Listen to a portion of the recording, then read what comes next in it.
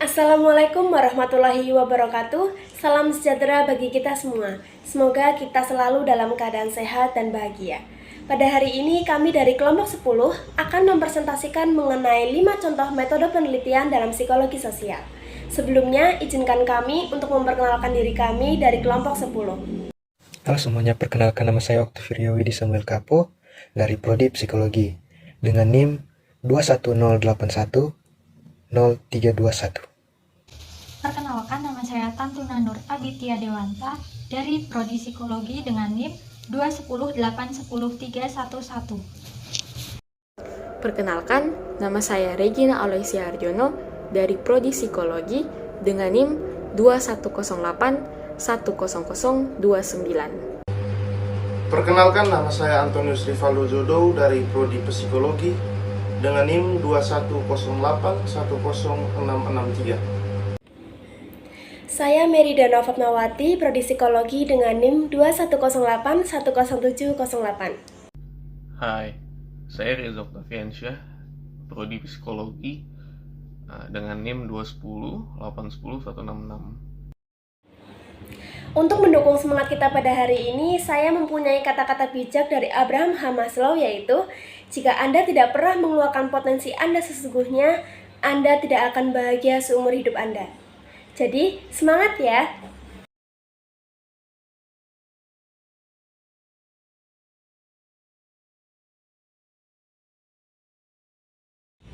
Yang pertama, kita akan membahas tentang tujuan penelitian secara umum.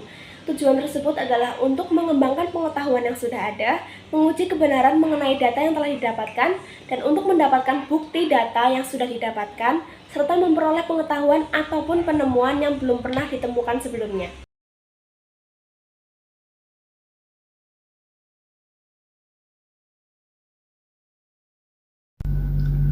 Kata observasi berasal dari bahasa Latin yang berarti melihat dan memperhatikan.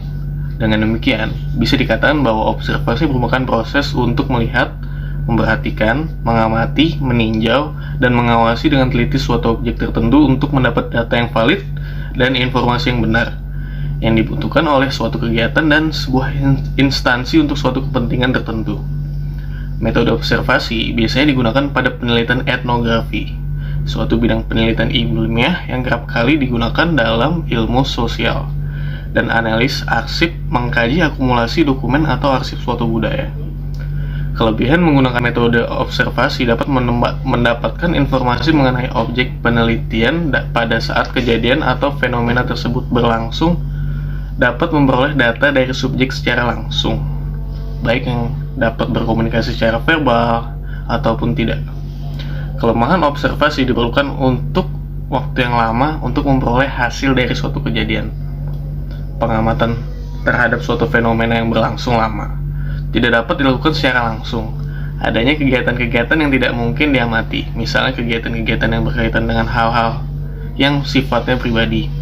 Seperti kita ingin mengetahui perilaku anak saat orang tua sedang bertengkar. Kita tidak mungkin melakukan pengamatan langsung terhadap konflik keluarga tersebut karena kurang jelas dan bersifat sensitif.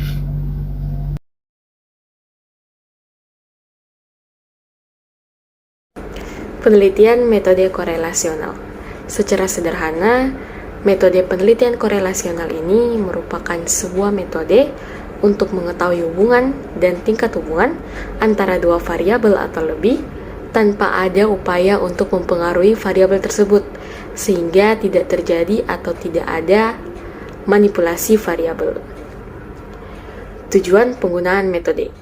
Tujuan penggunaan metode korelasional ini yang pertama, untuk mengetahui apakah ada atau tidak hubungan antara dua variabel atau lebih. Kedua, mengetahui sifat sebuah relasi. Apakah relasi ini mengarah ke arah negatif atau mengarah ke arah positif. Yang ketiga, untuk mengetahui seberapa jauh hubungan antara dua variabel atau lebih. Contoh-contoh variabel yang digunakan misalnya antara pengaruh usia dan cara berpikir, keaktifan dan kreativitas, atau dukungan dengan cita-cita dan lain sebagainya. Kelebihan metode korelasional. Kelebihan yang pertama, metode ini memungkinkan kita untuk menyelidiki hubungan antara beberapa variabel secara bersamaan atau simultan. Yang kedua, dengan metode ini kita dapat mengetahui informasi tentang derajat hubungan dari variabel-variabel yang sedang diselidiki atau yang sedang diteliti. Yang ketiga, penelitian metode ini memungkinkan kita untuk menyelidiki variabel secara intensif. Kita juga dapat langsung menggunakan analisis prediksi tanpa memerlukan sampel yang besar. Kelemahan metode korelasional. Kelemahan yang pertama, metode ini apabila untuk menentukan pengaruh sangat kurang tertib, kurang ketat apabila dibandingkan dengan metode eksperimen. Hal ini dikarenakan metode korelasional tidak dapat dilakukan kontrol atau manipulasi peristiwa yang akan diselidiki. Yang kedua, metode penelitian ini cenderung menggunakan pola-pola hubungan langsung. Unsur-unsur yang dipakai juga kurang andil dan kurang canggih, kurang andal dan kurang canggih. Yang ketiga, penggunaan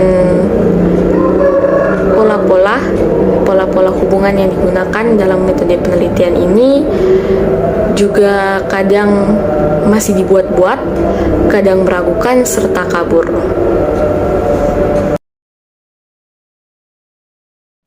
Baiklah, pada kesempatan kali ini saya akan menjelaskan tentang metode wawancara. Wawancara adalah teknik pengumpulan data melalui proses tanya jawab secara lisan yang berlangsung satu arah. Dalam artian, pertanyaan datang dari pihak yang mewawancarai dan jawaban diberikan oleh yang diwawancara. Wawancara adalah bentuk komunikasi secara langsung antara peneliti dengan responden. Komunikasi berlangsung dalam bentuk tanya jawab dalam hubungan tatap muka, sehingga gerak dan mimik responden merupakan pola media yang melengkapi kata-kata secara verbal. Wawancara atau interview melakukan tanya jawab atau mengkonfirmasikan kepada sampel peneliti dengan sistematis atau terstruktur. Ada juga kelebihan dan kekurangan dalam teknik wawancara. Yang pertama yaitu kelebihan wawancara. Kelebihan wawancara sebagai berikut: dapat menggali informasi dengan lebih mendalam dan berkualitas. Peneliti dapat mengembangkan pertanyaan sesuai dengan situasi terbaru, tidak terbatas pada tingkat pendidikan tertentu, asalkan responden dapat berbicara dengan baik. Instrumen terbaik untuk mendapatkan data terbaik, peneliti bisa mendapatkan hal-hal khusus yang sering luput dari perhatian. Kemudian ada juga kekurangan dalam teknik wawancara. Yang pertama, membutuhkan banyak waktu dan tenaga baik dari peneliti maupun responden. Yang kedua, keberhasilan proses wawancara tergantung dari kepandaian peneliti dalam menggali informasi yang diperlukan. Yang ketiga, interpretasi peneliti bisa terpengaruh oleh responden sehingga tidak objektif. Kemudian, ketika wawancara, responden harus mampu bicara dengan jelas dan benar.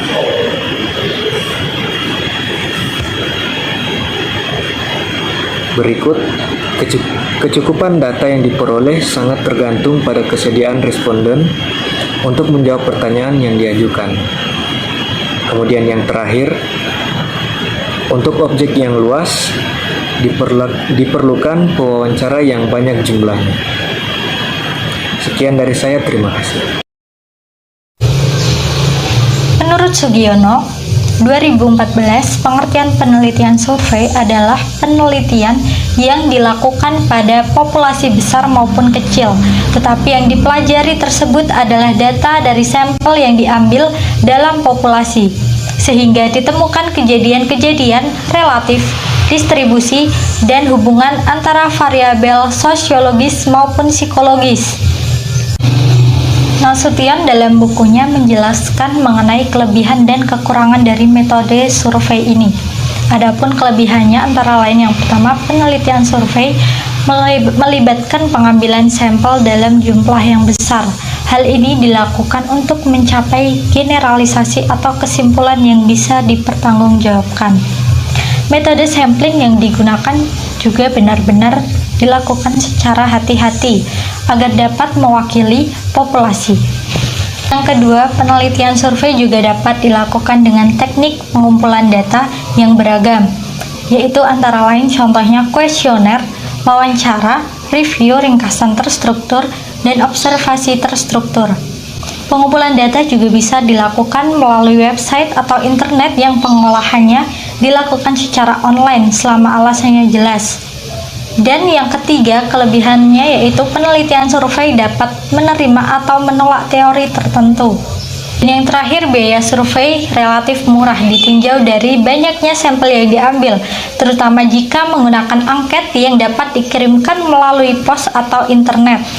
Adapun kelemahan dari penelitian ini yaitu yang pertama, penelitian survei biasanya diperoleh data yang tidak dilakukan secara mendalam mengenai pendapat populasi, terutama jika hanya menggunakan angket.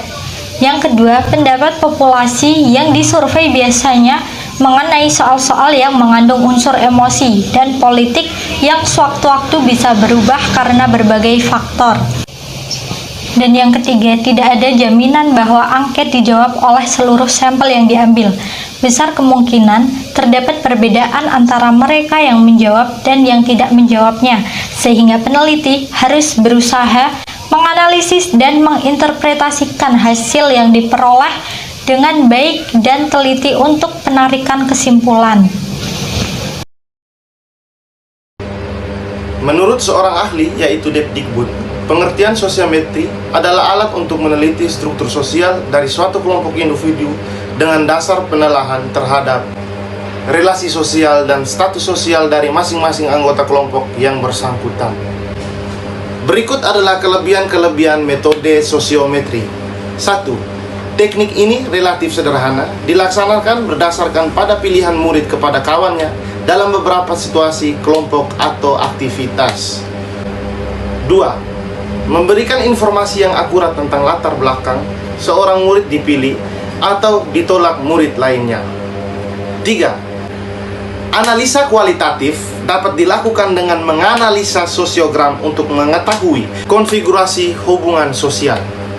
Sementara analisa kuantitatif dilakukan dengan analisa indeks status pilihan dan pemilihan penolakan. Berikut adalah kekurangan metode sosiometri. Semua murid harus berpartisipasi dalam aktivitas maupun situasi kelompok.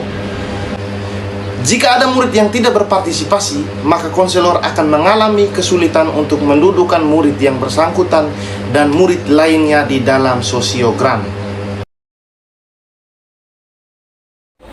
Dari 5 metode penelitian yang telah kami presentasikan, kami memilih metode survei dalam melakukan penelitian. Kenapa? Karena metode ini lebih mudah dilakukan, biaya juga terjangkau, dan banyak sekali pilihan dalam pengumpulan data. Bisa melalui kuesioner, wawancara, ataupun review ringkasan terstruktur, dan lain sebagainya. Namun kami lebih memilih menggunakan teknik kuesioner karena teknik ini bisa dilakukan secara online maupun offline, sehingga membantu mempercepat kami dalam pengumpulan data. Kemudian kami mengambil judul penelitian tentang pengaruh globalisasi terhadap nilai luhur budaya daerah. Nilai luhur itu sendiri memiliki arti nilai yang di dalamnya mengajarkan tentang moral, etika, budi pekerti, dan segala sesuatu yang mengajarkan tentang kebaikan. Menurut Sri Suneki dalam jurnal Dampak Globalisasi terhadap Eksistensi Budaya Daerah tahun 2012, globalisasi dapat menyebabkan hilangnya budaya asli suatu daerah. Pada saat ini globalisasi sangat berkembang pesat, terutama di media sosial. Sekarang banyak sekali orang-orang yang sudah bisa atau bebas menggunakan media sosial, dalam arti tidak mengenal batas waktu, batas tempat, bahkan batas usia. Namun itulah yang bisa mempengaruhi budaya asli dan leluhur budaya daerah tersebut.